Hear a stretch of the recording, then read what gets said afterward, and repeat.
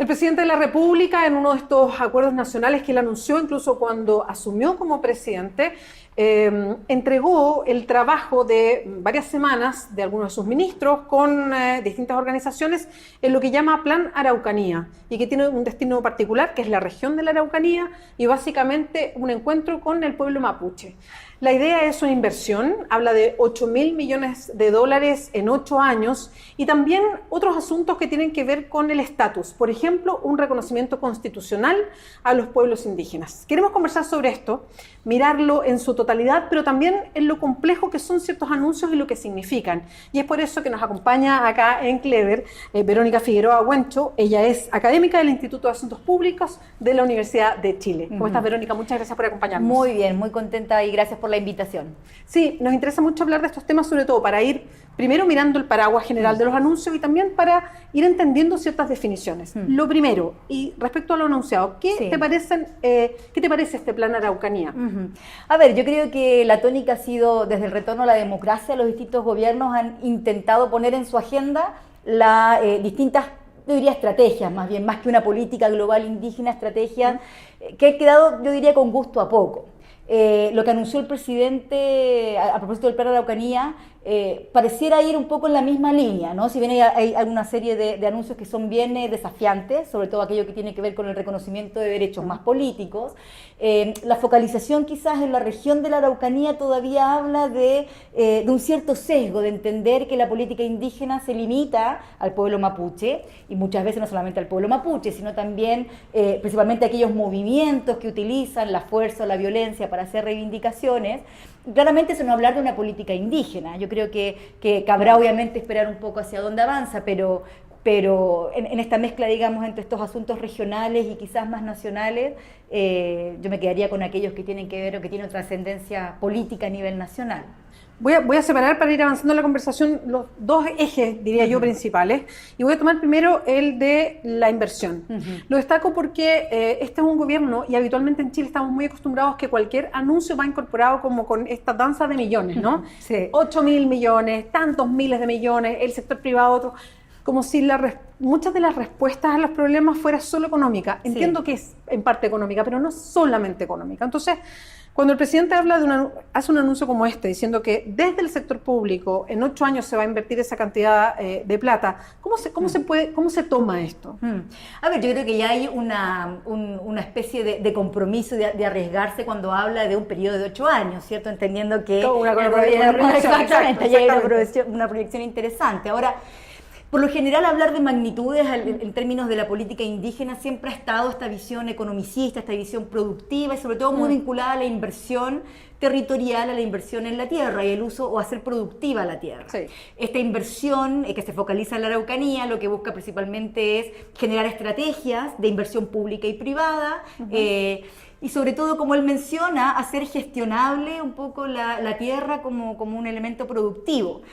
Todo con términos muy gerenciales. De todas maneras, yo creo que eso también ha sido la tónica en los últimos años, porque siempre se ha asociado la pobreza, ¿no? como un factor transversal. Sin duda lo es, pero muchas veces quizás el error es hacer esta correlación entre pobreza y violencia, ¿no? La pobreza de los pueblos indígenas en general, porque no es solo el mapuche, hay 9 pueblos, ni siquiera pueblos, ¿no? En el caso de Chile, etnias solamente, así lo reconoce la ley, pero hay 9 pueblos que tienen pobrezas multidimensionales diferentes, ¿no? Con características distintas. Quizás esta focalización económica solamente en la región de la Araucanía, si no tiene una mirada de apalancamiento en el largo plazo, yo creo que también podría tener efectos contradictorios, de entender que solo estamos mapuchizando de alguna manera la estrategia, y tiene que ver más bien con cómo pensamos a los pueblos indígenas, sin duda, con todas estas carencias, que son más bien producto, diría yo, de la relación de este Estado con los pueblos de manera histórica, no es un problema reciente, es un problema centenario. Por lo tanto, creo que, claro, hablar de magnitudes siempre resulta interesante, involucrar al sector privado, articular esfuerzos focalizados en un territorio resulta interesante, pero creo que las cifras tienen que ir acompañadas, y eso habrá que ver cuáles van a ser las estrategias concretas, en definitiva, Sí. en las que se van a canalizar esta cantidad de dinero. Sí, porque hay, por ejemplo, en la zona hay uno de los factores que siempre se pone sobre la mesa, aunque habitualmente todos los gobiernos de los distintos colores evitan ponerlo sobre la mesa, y que tiene que ver con la influencia forestal, del negocio forestal, por ejemplo, en la zona, Sí. en ocupar las tierras, dejar otras tierras sin agua, en fin. Entonces, cuando se habla de 8.000 millones, aparece una cantidad importante. Uno dice, bueno, hay una buena inversión, pero si eso se va en que haya más industria forestal, uno dice, bueno, ¿cuánto de eso realmente significa un crecimiento, un desarrollo, una forma de entender un territorio? Exactamente. Sobre todo porque yo diría que en la política indígena se ha malentendido esta reivindicación del territorio que han hecho la mayoría de las comunidades mapuches en particular con la tenencia de la tierra. Son dos conceptos totalmente distintos. Qué bueno que los mencionas. Para los pueblos indígenas el territorio es una dimensión que en el mundo occidental no estamos muy acostumbrados o nos cuesta entender, y sobre todo en el mundo del diseño de la política pública, porque supone cómo equilibramos una serie de recursos materiales, pero también inmateriales que están dentro de determinadas zonas, representaciones de autoridades ancestrales, tradicionales. Por lo tanto, la disposición de tierra no es solamente un metro cuadrado sobre el cual yo pueda construir o sobre el cual pueda plantar.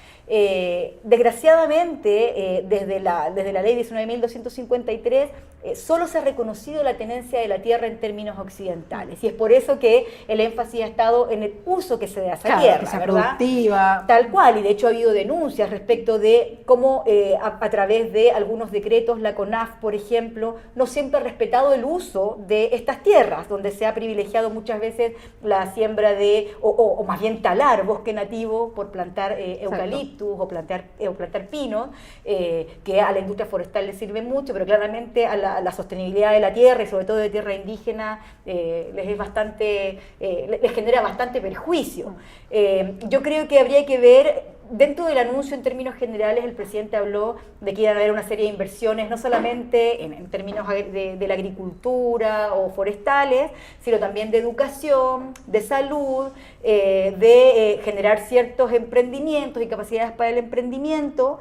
Habría que ver finalmente en qué se va a traducir efectivamente aquello. ¿Cómo se destina esa cifra enorme? Tal cual, porque como tú señalabas, ¿no? Es un plazo dentro de la vida de los pueblos indígenas. 8 años es muy poco. Para los gobiernos, obviamente, con sus tiempos políticos, claro.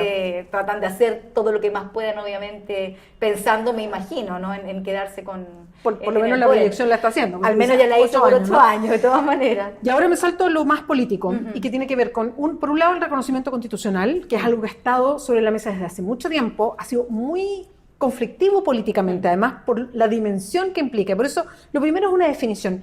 ¿Qué significa cuando hay un reconocimiento constitucional? Sí. A ver, la Constitución, de alguna manera, son los grandes acuerdos sociales y políticos que nos damos en un Estado y que van a, de alguna manera, regir la vida de las personas que habitan en ese territorio. Por lo tanto, lo que esté escrito en esa Constitución y lo que no esté escrito es igualmente importante. Los pueblos indígenas nunca han estado dentro de esta Constitución. Chile nunca se ha entendido como un Estado plurinacional o como un Estado que está compuesto por distintas culturas. Siempre se ha hablado de la nación chilena. Y cuando se ha hablado en otros contextos legales de los pueblos indígenas, se habla de las culturas que enriquecen esta nación chilena. Por tanto, no son actores sociales, no son actores Cada vez como una cosa medio colorida, así como un poquito de libro, ¿no? Tal cual. Entonces, que esté el reconocimiento constitucional, primero que se hable no solamente de culturas indígenas, es decir, que se hable en la Constitución de la existencia de pueblos, supone entender que hay más que un pueblo chileno. Sí. Aquí hay distintos pueblos, ¿no? Con distintas presencias territoriales, con distintas cosmovisiones. Por tanto, un primer concepto que debiera de quedar muy claro en la Constitución es el concepto de pueblo. Pero también es muy importante en ese articulado cómo ese concepto de pueblo se va a relacionar con otros, como por ejemplo la plurinacionalidad. Sí. La plurinacionalidad en el fondo va a suponer una igualdad de condiciones, sí, claro, una igualdad de representación. Si uno piensa que la Constitución articula la aparición de distintos organismos, las atribuciones que tienen el Congreso, por ejemplo, organismos autónomos o la propia organización de la administración pública, que exista un reconocimiento en la Constitución, significa que va a haber un cambio en la institucionalidad pública también, en el énfasis que se le va a dar a la política pública, en el rol que van a tener los pueblos indígenas también. Por eso es que se considera, yo diría, una condición necesaria, pero no suficiente. pero si no está en la Constitución, y siendo Chile además un país tan legalista, difícilmente va a estar presente en otras áreas. Por lo tanto, tiene que ver sin duda con una deuda histórica, pero también tiene que ver con el rol que se le va a dar en este acuerdo, en este gran acuerdo que nos damos como Estado respecto del rol que van a tener estos pueblos. Sí. Interesante lo que menciona Verónica, porque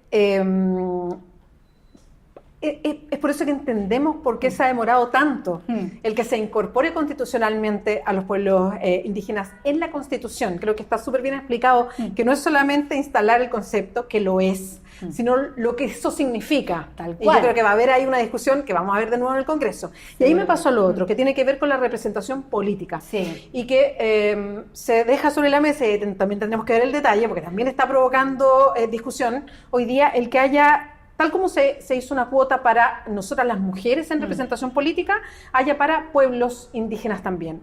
¿Y eso qué significa? Y ahí se abre también el abanico de si hay escaños garantizados o si hay participación en las elecciones garantizada. Y lo otro que es importante, si esta elección es dentro de los partidos tradicionales políticos chilenos, porque también ahí uno se pregunta, bueno, ¿queremos abrirnos realmente a una diversidad o queremos encasillar en lo que ya hay esta representación? ¿Cómo lo miras, Verónica? Uy, esa pregunta es muy interesante porque por lo general una de las grandes discusiones en torno a lo que ha sido la experiencia comparada y el rol de los pueblos indígenas es si vamos a hacer que estos pueblos se acomoden a las reglas del juego que este mundo occidental ya se ha dado, ¿no? El Estado-nación chileno tiene más de 200 años de vida y las reglas del juego se han fijado desde una perspectiva. Por lo tanto, que entren a jugar estos nuevos actores que tienen culturas, cosmovisiones, formas de representación, de legitimación de sus autoridades distintas, es todo un desafío. A mí me parece interesante que se haya puesto en el tapete el tema de las cuotas, porque abrió la discusión de los escaños. Siendo un gobierno de derecha liberal quien lo haya planteado, también resulta bastante paradójico porque es un avance respecto de lo que se había hecho antes. Sí, claro. Ahora, claro, participar dentro de estas reglas del juego, como tú decías muy bien, primero, que se generen estas cuotas no garantiza que estas candidaturas indígenas lleguen al Congreso, que finalmente lleguen al lugar que queremos llegar, que es tener una voz política en una instancia tan relevante como es o la Cámara de Diputados o el Senado. Por lo tanto, la posibilidad de tener escaños reservados permitiría tener una voz que represente realmente a los pueblos indígenas, y ahí está la segunda derivada. Porque si lo hacemos desde los partidos políticos, en el fondo es dónde están las lealtades. ¿Van a estar a un proyecto político partidista o están en un proyecto indígena de representación, que habría que ver cómo serán esas reglas del juego, pero que es mucho más amplio y mucho más complejo que lo que plantean los partidos? Se ha visto como un avance, y sin duda es un avance, ¿sí? Que hoy día tengamos representantes en el Senado y en la Cámara de Diputados que se autoidentifican como indígenas. Para nosotros como indígenas eso es fundamental, porque por lo general la historia nos ha invisibilizado y el poder hablarlo con orgullo hoy día es muy importante. Pero qué relevante serían esas representaciones, no a partir de las lógicas de partidos, sino de las lógicas de ser elegidos, legitimados por las propias dinámicas de cada uno de estos pueblos. Habrá que ver, como decía, los porcentajes, las formas de representación, pero creo que la posibilidad de tener esa legitimidad de discutir, de tener la libertad y la legitimidad de discutir sobre una política indígena, sobre un proyecto político indígena, sería fundamental. Pero desde una lógica, como decía, no de estas reglas del juego occidental. Y eso sería igualar la cancha en el fondo. Entonces, hablar de interculturalidad supone igualar las condiciones entre culturas. Todavía estamos en una relación muy asimétrica como para hablar de interculturalidad. Bueno, ahí están varias de las preguntas que se abren de este acuerdo, que está en líneas bien generales. Todo esto tiene que aterrizar primero a una serie de proyectos de ley, se habla como algo así como 140 normativas distintas, para ir entendiendo además el detalle de lo que significa. Verónica Figueroa Buencho, muchas gracias por acompañarnos hoy día aquí en Clever. Chartumay Lamiel, muchas gracias por la invitación. Y recuerden www.diarioclever.cl.